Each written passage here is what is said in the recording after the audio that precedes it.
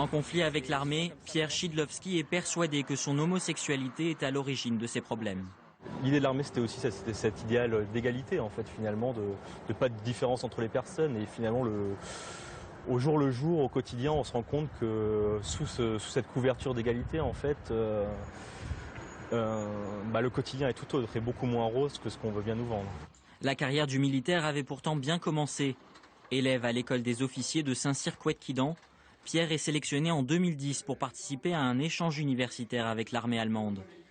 Mais après une agression homophobe à la sortie d'une boîte de nuit, il se dit victime de brimades de la part de sa hiérarchie.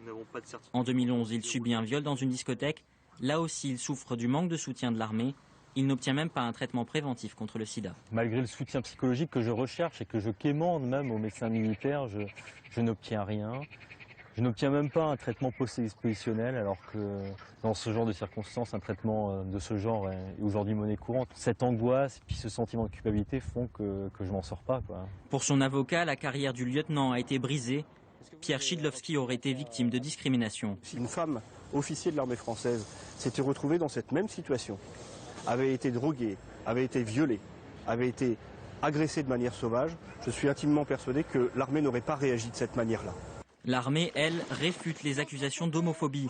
Le lieutenant aurait été écarté de Saint-Cyr pour mauvais résultats. Le lieutenant Szydlowski était sanctionné et averti à de nombreuses reprises quant à son comportement atypique qui avait des répercussions néfastes sur sa scolarité. Exclu de Saint-Cyr, Pierre a été muté à Bourges. Il espère que le tribunal administratif lui permettra de réintégrer son corps d'origine et sa fonction.